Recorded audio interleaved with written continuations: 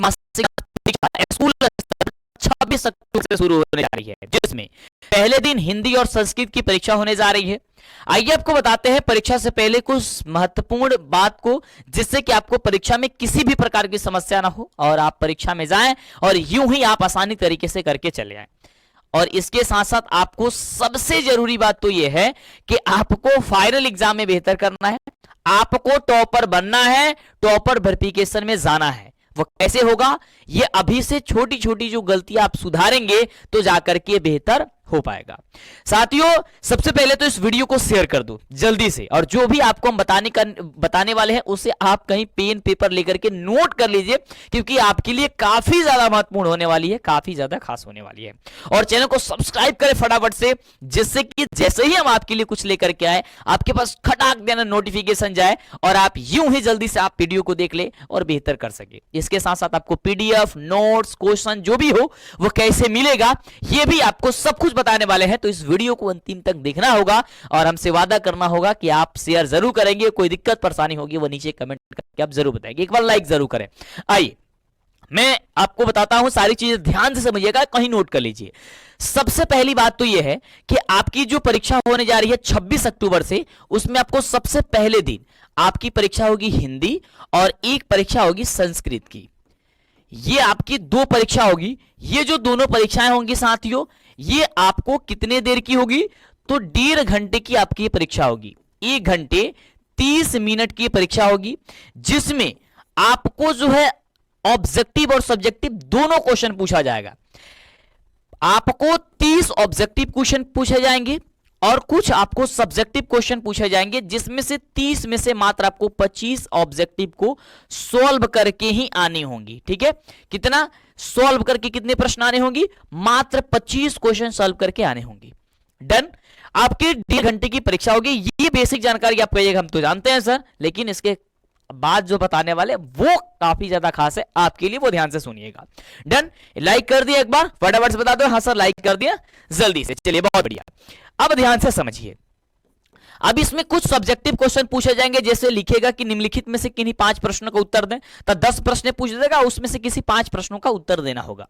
अब देखना, ये जो बिहार बोर्ड आपका परीक्षा अभी ले रहा है, हर महीना जो हो रही है, सितंबर महीना में होगा, अक्टूबर महीना में होगा, फिर नवंबर महीने में होगा, दिसंबर महीने में होगा। नवंबर में तो आपकी सेंटअप एग्जाम है भाई, वो तो सबसे खास है, वो ध्यान से समझना है ना। जब आएगी वो पेपर उसके बारे में बताएंगे। साथियों, ये जो परीक्षा हो रही है बिहार बोर्ड क्यों ले रहा है भाई?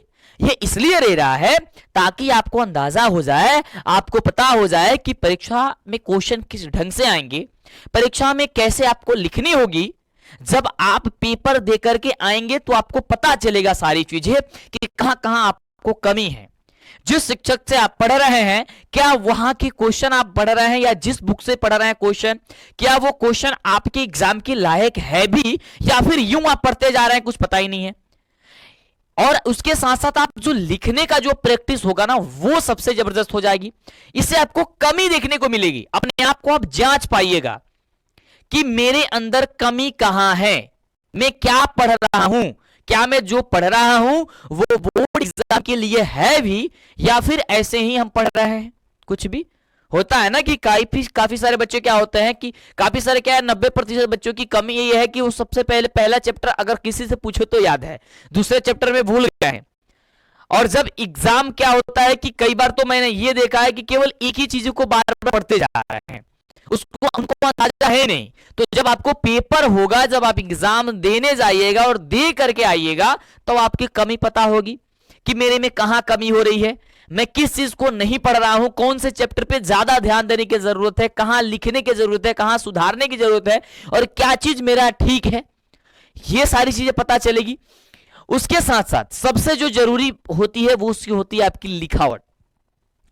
लिखावट आपकी सबसे बेहतर होनी चाहिए, जिससे कि आपका जो टीचर है, आपका जो पेपर कॉपी जाए आपके चेक करने के लिए, तो टीचर आपसे आकर्षित हो सके, वो देख करके अंदाजा लगा सके कि हाँ हमारे ये जो बच्चा जो है ना वो बहुत तेज है, बहुत अच्छा है, मेहनत करने वाला है।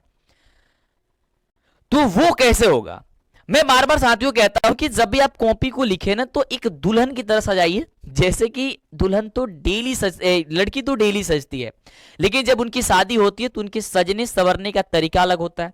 वैसे ही आप कॉपी तो डेली लिखते हैं भाई, रोज लिखते हैं, लेकिन जिस दिन आपका एग्जाम होता है ना उस दिन आपके लिखने का तरीका अच्छा होना चाहिए। वो अच्छा कैसा होगा? जब आप उसे धीरे धीरे छोटी छोटी गलतियों को आप उसको इग्नोर करते जाएंगे और उससे अच्छी अच्छी चीजें को उसमें शामिल करते जाएंगे और उसे सुधारते जाएंगे। कॉपी लिखते समय आप दो कलम का यूज जो है अभी तक आप नहीं करते होंगे शायद, लेकिन अब करना शुरू कर दीजिए। एक ब्लैक पेन और दूसरा ब्लू पेन। अब इन दोनों कलमों का जो यूज करनी है वह कहां कहां करनी है मोटा मोटी यहां पे आपको हम बता देते हैं। इसके बाद तो मैं आपको पूरी लिख करके बताऊंगा जब फाइनल एग्जाम होगा उस समय। उसके पहले तो मैं वीडियो देते रहता हूं। हाँ, एग्जाम खत्म होगा उसके बाद से इसी विषय पे सब चर्चा होगी, कैसे लिखना है, कैसे क्या करना है, कैसे प्रैक्टिस करानी है, कैसे क्या कुछ करना, वो सारी चीजें तो चलती रहेगी। डन। कुछ मोटा मोटी मैं बता देता हूं।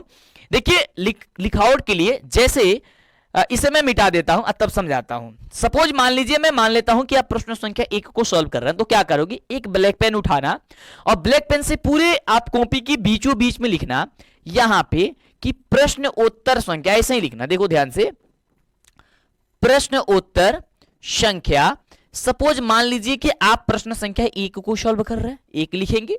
इसके नीचे आप स्केल की सहायता से इसे अंडरलाइन कर देंगे इस तरीके से। अभी पूरे अंडरलाइन मत करना, 1 लिखे हो ना तो यहाँ पे मस्त दिखेगा। उसके बाद से इसमें कमा लगाना, फिर से ब्रैकेट से बंद कर देना। डन हो गई।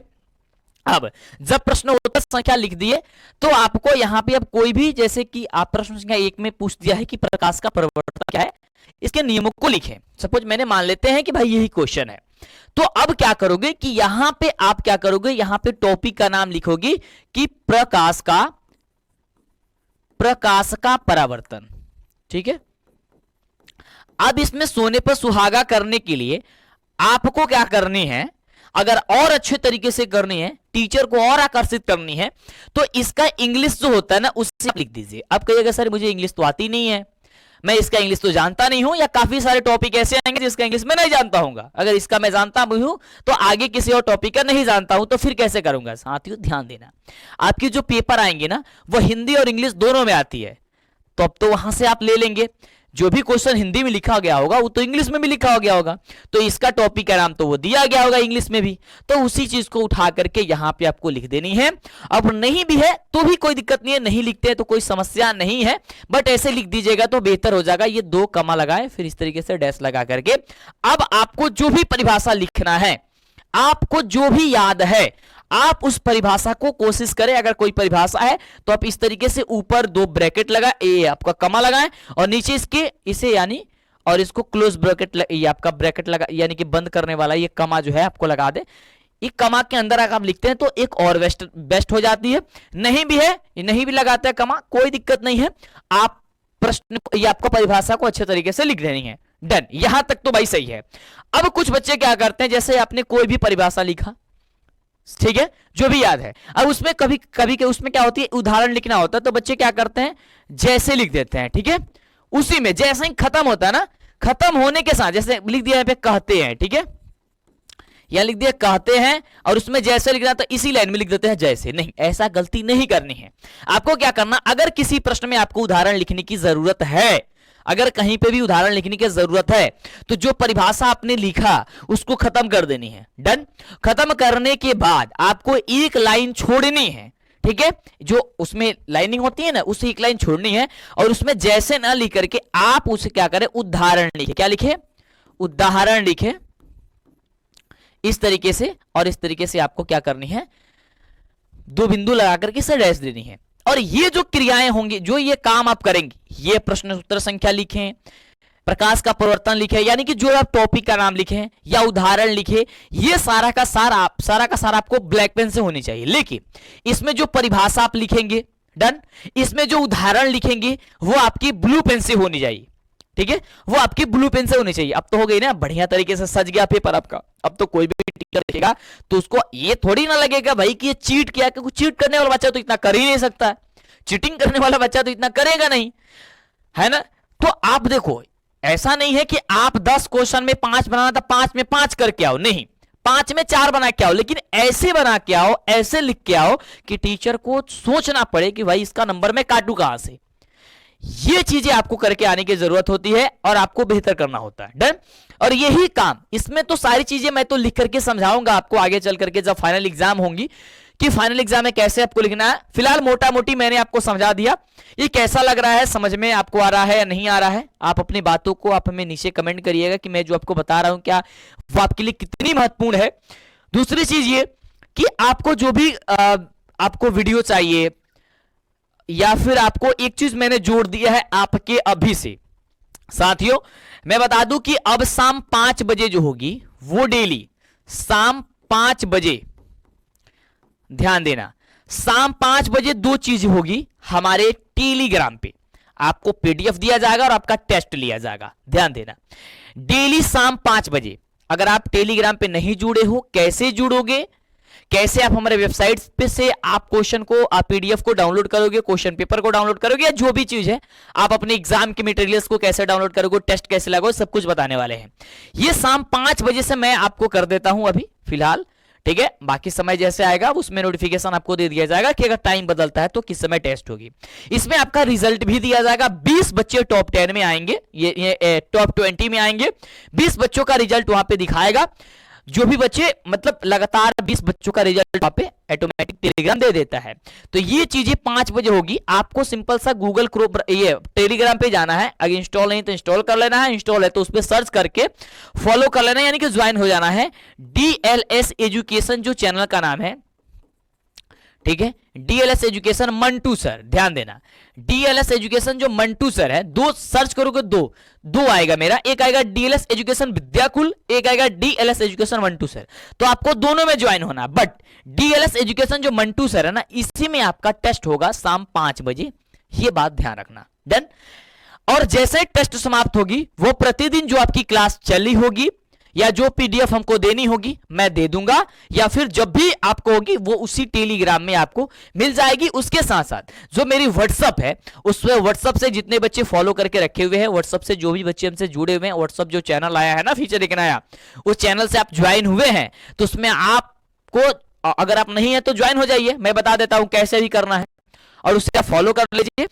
और जो भी आपको हम सूचनाएं देते हैं या जो भी अपडेट्स है, जो भी लिंक्स देते हैं वहां पे, उससे आप क्लिक करके जरूर देखें, जरूर समझें, क्योंकि एग्जाम बहुत ही कम है। अब इतने कम समय में आपको बेहतर करना है, बेहतर रिजल्ट लेकर के आनी है।